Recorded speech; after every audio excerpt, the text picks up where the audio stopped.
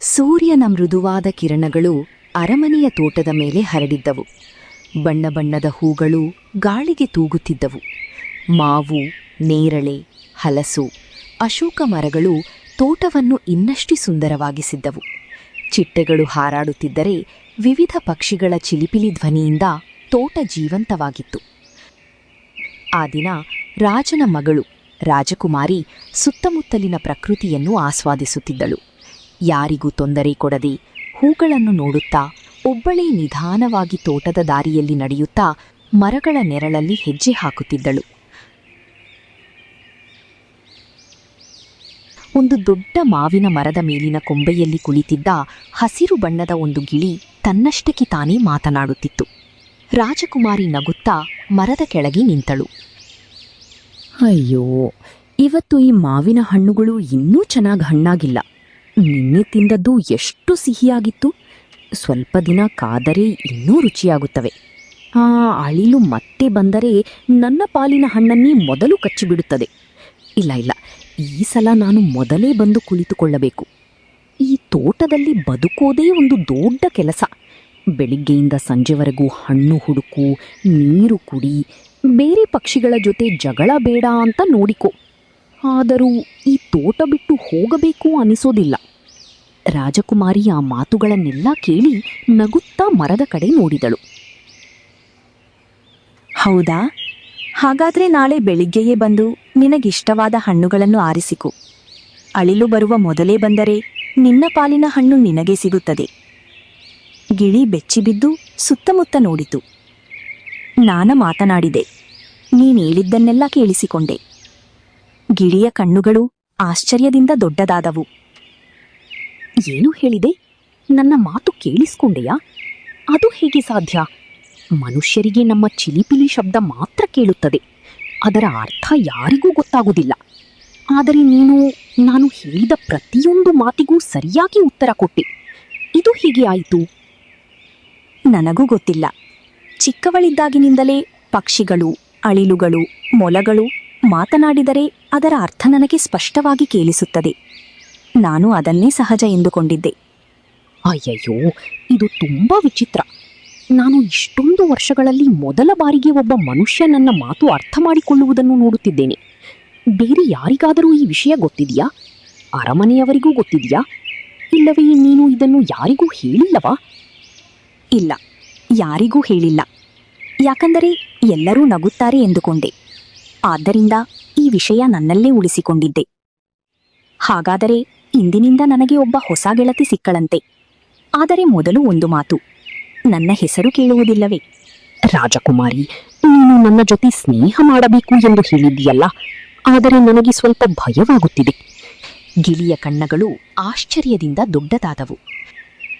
ನಾನು ಒಂದು ಸಾಮಾನ್ಯ ಕಾಡುಗಿಳಿ, ನೀನು ರಾಜನ ಮಗಳು. ನಮ್ಮಿಬ್ಬರ ಜೀವನವೇ ಬೇರೆ ಬೇರೆ. ಅರಮನೆಯವರು ನನ್ನನ್ನು ನೋಡಿದರೆ ಓಡಿಸುತ್ತಾರೋ, ಹಿಡಿದು ಪಂಜರದಲ್ಲಿ ಹಾಕುತ್ತಾರೋ, ಇಲ್ಲವೇ ನಿನ್ನ ಹತ್ತಿರ ಬರಬೇಡ ಎಂದು ಹೇಳುತ್ತಾರೋ ಎಂಬ ಯೋಚನೆ ಬರುತ್ತಿದೆ. ಅದಕ್ಕೆ ಈಗಲೇ ಸ್ನೇಹಕ್ಕೆ ಒಪ್ಪಿಕೊಳ್ಳಲು ನನಗೆ ಧೈರ್ಯವಾಗುತ್ತಿಲ್ಲ. ನಿನ್ನ ಭಯ ನನಗೆ ಅರ್ಥವಾಗುತ್ತಿದೆ. ಆದರೆ ನಾನು ನಿನ್ನನ್ನು ಯಾವತ್ತೂ ಪಂಜರದಲ್ಲಿ ಇಡಲು ಬಿಡುವುದಿಲ್ಲ. ನೀನು ಹೇಗೆ ಸ್ವತಂತ್ರವಾಗಿ ಈ ಮರದಿಂದ ಆ ಮರಕ್ಕೆ ಹಾರುತ್ತೀಯೋ ಹಾಗೆಯೇ ಇರಬೇಕೆಂದು ನನಗೂ ಇಷ್ಟ. ಸ್ನೇಹ ಅಂದರೆ ಯಾರನ್ನಾದರೂ ಕಟ್ಟಿಹಾಕುವುದು ಅಲ್ಲ. ಒಬ್ಬರನ್ನೊಬ್ಬರು ಅರ್ಥ ಮಾಡಿಕೊಳ್ಳುವುದು, ಗೌರವಿಸುವುದು ಮತ್ತು ಬೇಕಾದಾಗ ಮಾತನಾಡುವುದು. ನೀನು ಯಾವಾಗ ಬೇಕಾದರೂ ಬರಬಹುದು, ಯಾವಾಗ ಬೇಕಾದರೂ ಹಾರಿ ಹೋಗಬಹುದು. ನಿನ್ನ ಇಚ್ಛೆಯೇ ಮುಖ್ಯ. ಗಿಳಿ ರಾಜಕುಮಾರಿಯ ಮುಖವನ್ನು ಸ್ವಲ್ಪ ಹೊತ್ತು ನೋಡುತ್ತಲೇ ಇತ್ತು. ನಿನ್ನ ಮಾತು ಕೇಳಿದರೆ ಮನಸ್ಸಿಗೆ ನೆಮ್ಮದಿಯಾಗ್ತದೆ. ಆದರೆ ನಾನು ಇದುವರೆಗೂ ಮನುಷ್ಯರ ಜೊತೆ ಸ್ನೇಹ ಮಾಡಿಲ್ಲ.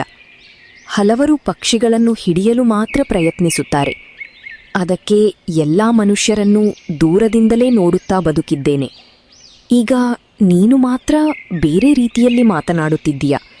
ಅದರಿಂದಲೇ ನನಗೆ ಇನ್ನೂ ಆಶ್ಚರ್ಯವಾಗುತ್ತಿದೆ. ಎಲ್ಲ ಮನುಷ್ಯರು ಒಂದೇ ರೀತಿಯವರಲ್ಲ. ಹಾಗೆಯೇ ಎಲ್ಲ ಪಕ್ಷಿಗಳು ಒಂದೇ ರೀತಿಯವಲ್ಲ. ಒಬ್ಬರ ಬಗ್ಗೆ ತಿಳಿಯದೆ ತೀರ್ಮಾನ ಮಾಡಬಾರದು. ನಿನಗೆ ಸಮಯ ಬೇಕಿದ್ದರೆ ತೆಗೆದುಕೋ. ನಾನು ನಿನ್ನ ಮೇಲೆ ಒತ್ತಾಯ ಮಾಡುವುದಿಲ್ಲ. ಆದರೆ ಇಷ್ಟು ದೊಡ್ಡ ನಿರ್ಧಾರವನ್ನು ತಕ್ಷಣ ಹೇಳಲು ಆಗುವುದಿಲ್ಲ. ನನ್ನ ಮನಸ್ಸು ಏನು ಹೇಳುತ್ತದೆ ಎಂದು ಕೇಳಬೇಕು. ಸರಿ ಚಿಲಿ, ನಿನಗೆ ಎಷ್ಟು ಸಮಯ ಬೇಕೋ ಅಷ್ಟು ತೆಗೆದುಕೋ. ನಾನು ಇಲ್ಲೇ ತೋಟದಲ್ಲಿ ಕಾಯುತ್ತೇನೆ. ನೀನು ಯಾವ ನಿರ್ಧಾರ ಮಾಡಿದರೂ ಅದನ್ನು ಗೌರವಿಸುತ್ತೇನೆ. ಧನ್ಯವಾದಗಳು ರಾಜಕುಮಾರಿ. ಯೋಚಿಸಿ ನಂತರ ನನ್ನ ಉತ್ತರವನ್ನು ಹೇಳುತ್ತೇನೆ. ಅಷ್ಟೆಂದು ಚಿಲಿ ತನ್ನ ಗೂಡಿನ ಕಡೆಗೆ ಹಾರಿತು.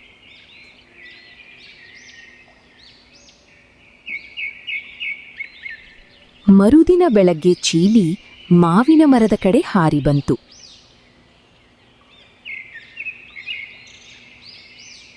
ರಾಜಕುಮಾರಿ, ನಾನು ಬಂದೆ. ನಿನ್ನೆ ಇಡೀ ದಿನ ಯೋಚಿಸಿದೆ. ನಿನ್ನ ಮಾತುಗಳನ್ನು ಮತ್ತೆ ಮತ್ತೆ ನೆನಪಿಸಿಕೊಂಡೆ. ಸ್ನೇಹ ಎಂದರೆ ಸ್ವಾತಂತ್ರ್ಯವನ್ನು ಕಸಿದುಕೊಳ್ಳುವುದು ಅಲ್ಲ, ಒಬ್ಬರನ್ನೊಬ್ಬರು ಅರ್ಥ ಮಾಡಿಕೊಳ್ಳುವುದು ಎಂದು ನೀನು ಹೇಳಿದ್ದೆ. ಆ ಮಾತು ನನಗೆ ತುಂಬಾ ಇಷ್ಟವಾಯಿತು. ಆದ್ದರಿಂದ ನಾನು ನಿನ್ನ ಸ್ನೇಹವನ್ನು ಸಂತೋಷದಿಂದ ಒಪ್ಪಿಕೊಳ್ಳುತ್ತೇನೆ. ರಾಜಕುಮಾರಿಯ ಮುಖದಲ್ಲಿ ಸಂತೋಷದ ನಗು ಮೂಡಿತು. ಧನ್ಯವಾದಗಳು ಚಿಲಿ. ಇನ್ನು ಮುಂದೆ ನಾವು ಒಳ್ಳೆಯ ಸ್ನೇಹಿತರು.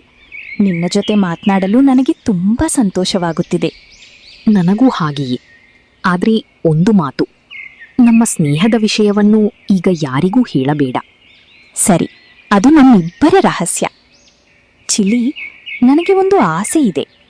ಅರಮನೆಯಿಂದ ದೂರದಲ್ಲಿರುವ ಆ ದೊಡ್ಡ ಬೆಟ್ಟ ಕಾಣುತ್ತಿದೆಯಲ್ಲ, ಅದರ ಮೇಲಿರುವ ಕಾಡನ್ನು ನಾನು ಯಾವತ್ತೂ ಹತ್ತಿರದಿಂದ ನೋಡಿಲ್ಲ.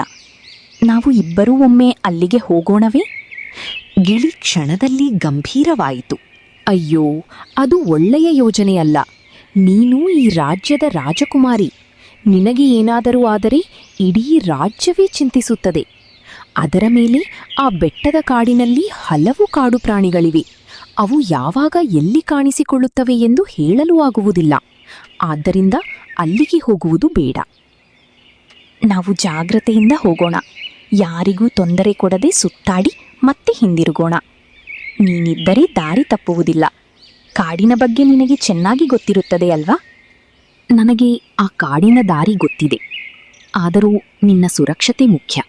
ನಿನ್ನ ಕಾಳಜಿಗೆ ಧನ್ಯವಾದಗಳು. ಆದರೆ ನಾನು ತುಂಬ ಎಚ್ಚರಿಕೆಯಿಂದ ಇರುತ್ತೇನೆ. ನೀನು ನನ್ನ ಜೊತೆಯಲ್ಲಿದ್ದರೆ ನನಗೆ ಧೈರ್ಯ ಬರುತ್ತದೆ. ಗಿಳಿ ಸ್ವಲ್ಪ ಹೊತ್ತು ಮೌನವಾಗಿ ಯೋಚಿಸಿತು. ಅಷ್ಟರಲ್ಲಿ ಸೂರ್ಯ ಪಶ್ಚಿಮದ ಕಡೆ ವಾಲತೊಡಗಿದ. ಸರಿ, ಈಗಾಗಲೇ ಸಂಜೆಯಾಗಿದೆ.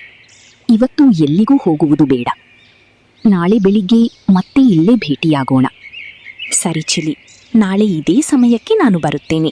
ನಾನು ಖಂಡಿತ ಬರುತ್ತೇನೆ. ಅಷ್ಟೆಂದು ಚಿಲಿ ತನ್ನ ಗೂಡಿನ ಕಡೆಗೆ ಹಾರಿತು.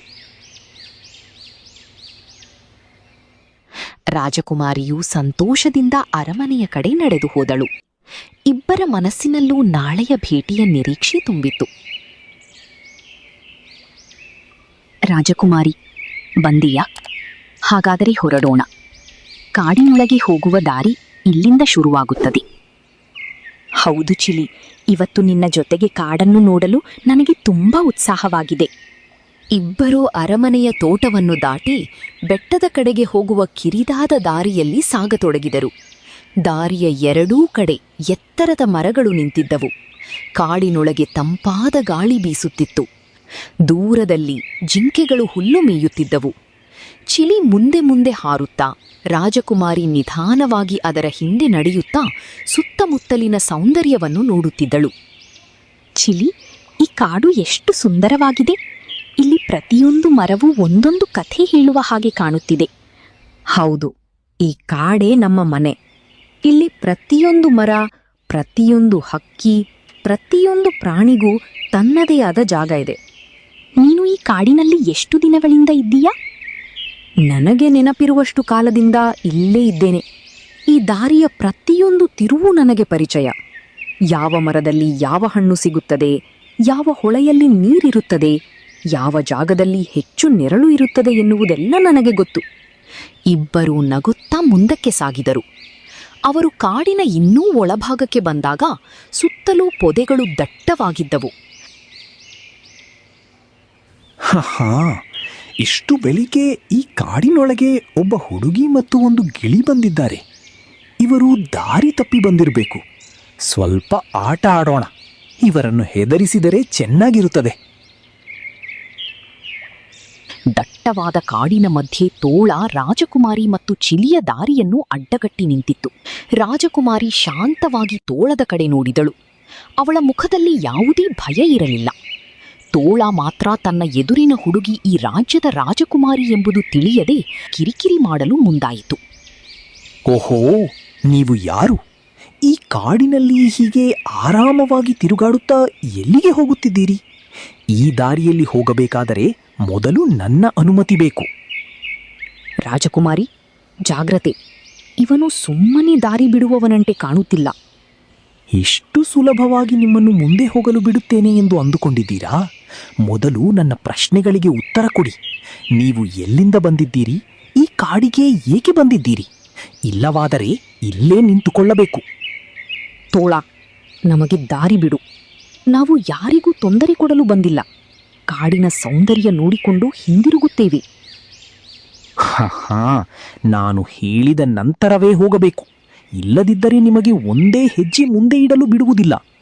ಈ ದಾರಿಯಲ್ಲಿ ಯಾರು ಹೋಗಬೇಕು, ಯಾರು ಹೋಗಬಾರದು ಎನ್ನುವುದನ್ನು ನಾನು ತೀರ್ಮಾನಿಸುತ್ತೇನೆ. ಅಷ್ಟು ಸುಲಭವಾಗಿ ಬಿಡುವುದಿಲ್ಲ. ಮೊದಲು ನನ್ನ ಮಾತು ಕೇಳಬೇಕು. ನಾವು ಜಗಳ ಮಾಡಲು ಬಂದಿಲ್ಲ. ದಯವಿಟ್ಟು ದಾರಿ ಬಿಡು. ರಾಜಕುಮಾರಿ ಶಾಂತವಾಗಿದ್ದಳು.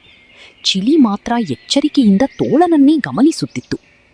ಅಷ್ಟರಲ್ಲಿ ದೂರದಿಂದ ದೊಡ್ಡ ಗರ್ಜನೆ ಕೇಳಿಸಿತು. ಕಾಡಿನಲ್ಲಿದ್ದ ಪಕ್ಷಿಗಳು ಕ್ಷಣಕಾಲ ಮೌನವಾದವು. ಪೊದೆಗಳ ಹಿಂದೆ ಇದ್ದ ಪ್ರಾಣಿಗಳು ತಲೆ ಎತ್ತಿ ನೋಡಿದವು. ಕೆಲವೇ ಕ್ಷಣಗಳಲ್ಲಿ ಒಂದು ಭವ್ಯವಾದ ಸಿಂಹ ನಿಧಾನವಾಗಿ ನಡೆದು ಅಲ್ಲಿಗೆ ಬಂದಿತು. ಅದರ ಮುಖದಲ್ಲಿ ಗಾಂಭೀರ್ಯ ಕಾಣುತ್ತಿತ್ತು. ತೋಳ ಸಿಂಹವನ್ನು ಕಂಡ ತಕ್ಷಣ ಬೆಚ್ಚಿಬಿತ್ತು. ತೋಳ, ಇಲ್ಲಿ ಏನು ನಡೆಯುತ್ತಿದೆ? ಮಹಾರಾಜ, ನಾನು ರಾಜಕುಮಾರಿಯವರೇ, ನೀವು ನಮ್ಮ ಕಾಡಿಗೆ ಬಂದಿರುವುದು ನಮಗೆ ಸಂತೋಷದ ವಿಷಯ. ತೋಳ ಆಶ್ಚರ್ಯದಿಂದ ಸಿಂಹದ ಮುಖವನ್ನು ಏನು? ಇವರು ರಾಜಕುಮಾರಿಯರೇ? ಹೌದು, ಇವರು ಈ ರಾಜ್ಯದ ರಾಜನ ಮಗಳು. ಅವರನ್ನು ಗುರುತಿಸದೆ ದಾರಿ ತಡೆದು ಕಿರಿಕಿರಿ ಮಾಡುತ್ತಿದ್ದೀಯಾ? ತೋಳ ತಲೆ ತಗ್ಗಿಸಿತು. ಮಹಾರಾಜ, ನನಗೆ ಗೊತ್ತಿರಲಿಲ್ಲ. ಗೊತ್ತಿರಲಿಲ್ಲ ಎಂದರೆ ಯಾರಿಗಾದರೂ ತೊಂದರೆ ಕೊಡಬಹುದಾ? ಮೊದಲು ಸೌಜನ್ಯದಿಂದ ಮಾತನಾಡಬೇಕು. ಬಲವಂತ ಮತ್ತು ದರ್ಪದಿಂದ ಗೌರವ ಸಿಗುವುದಿಲ್ಲ. ತೋಳ ನಾಚಿಕೆಯಿಂದ ಉತ್ತರಿಸಿತು. ಕ್ಷಮಿಸಿ ಮಹಾರಾಜ, ನನ್ನ ತಪ್ಪಾಗಿದೆ. ಇನ್ನು ಮುಂದೆ ಯಾರಿಗೂ ಹೀಗೆ ತೊಂದರೆ ಕೊಡುವುದಿಲ್ಲ. ಸರಿ, ತಪ್ಪು ಅರ್ಥವಾದ ಮೇಲೆ ಅದನ್ನು ಸರಿಪಡಿಸಿಕೊಳ್ಳುವುದು ಮುಖ್ಯ. ರಾಜಕುಮಾರಿಯವರೇ, ಈ ಕಾಡು ತುಂಬಾ ವಿಶಾಲವಾಗಿದೆ. ಆದರೆ ಸಂಜೆ ಹೊತ್ತಿಗೆ ಕೆಲವು ಪ್ರದೇಶಗಳಲ್ಲಿ ಕಾಡು ಪ್ರಾಣಿಗಳ ಸಂಚಾರ ಹೆಚ್ಚಾಗುತ್ತದೆ. ಆದ್ದರಿಂದ ಕಾಡನ್ನು ನೋಡಬೇಕಾದರೆ ಬೇಗನೆ ನೋಡಿಕೊಂಡು ಸುರಕ್ಷಿತವಾಗಿ ಹಿಂದಿರುಗುವುದು ಒಳ್ಳೆಯದು. ನಿಮ್ಮ ಕಾಳಜಿಗೆ ಧನ್ಯವಾದಗಳು. ನಿಮ್ಮ ಸಲಹೆಯನ್ನು ಖಂಡಿತ ಪಾಲಿಸುತ್ತೇವೆ. ಧನ್ಯವಾದಗಳು ಸಿಂಹ ಮಹಾರಾಜ. ನೀವು ಸಮಯಕ್ಕೆ ಬಂದಿದ್ದರಿಂದ ಈ ತೋಳನ ಕಿರಿಕಿರಿ ಮುಗಿಯಿತು. ಕಾಡಿಗೆ ಬರುವ ಅತಿಥಿಗಳ ಸುರಕ್ಷತೆಯು ನನ್ನ ಜವಾಬ್ದಾರಿಯೇ. ಪಾರ್ಟ್ 2ನಲ್ಲಿ ರಾಜಕುಮಾರಿ ಕಾಡಿನೊಳಗೆ ದಾರಿ ತಪ್ತಾರೆ. ಇತ್ತ ಕಡೆ ಅರಮನೆಯಲ್ಲಿ ಮಹಾರಾಜರೇ, ಬೆಳಗ್ಗೆಯಿಂದ ಕಾಡಿನ ಎಲ್ಲ ಕಡೆ ಹುಡುಕಿದೆವು. ಆದರೆ ಪುಟ್ಟ ರಾಜಕುಮಾರಿಯ ಸುಳಿವು ಎಲ್ಲಿಯೂ ಸಿಕ್ಕಿಲ್ಲ. ಆದರೆ ಮಹಾರಾಜರೇ, ಸಂಜೆ ಹೊತ್ತಿನಲ್ಲಿ ಕಾಡಿನಲ್ಲಿ ಒಂದು ದೊಡ್ಡ ಭಯಂಕರ ಸಿಂಹದ ಗರ್ಜನೆ ಕೇಳಿಸಿತು. ನನ್ ಮಗಳೇ, ಎಲ್ಲಿದೀಯಾ ನೀನು? ಹೇಗಿದೀಯಾ ನೀನು? ಮಂತ್ರಿಗಳೇ, ಕೂಡಲೇ ಎಲ್ಲ ಸೈನಿಕರನ್ನು ಸಿದ್ಧಗೊಳಿಸಿ. ಕಾಡಿನ ಕಡೆ ಹೊರಡಲು ಕುದುರೆಗಳು, ಆಹಾರ, ನೀರು ಮತ್ತು ಅಗತ್ಯವಾದ ಎಲ್ಲ ಸಾಮಗ್ರಿಗಳನ್ನು ಸಿದ್ಧಪಡಿಸಿ. ಚಿಂಟುಗಳೇ ಮತ್ತು ಪ್ರೀತಿಯ ಸ್ನೇಹಿತರೆ, ಇನ್ನಷ್ಟು ವಿಡಿಯೋಸ್ಗಳಿಗಾಗಿ ದಯವಿಟ್ಟು ಈ ಚಾನಲ್ ಅನ್ನು ಸಬ್ಸ್ಕ್ರೈಬ್ ಮಾಡಿ.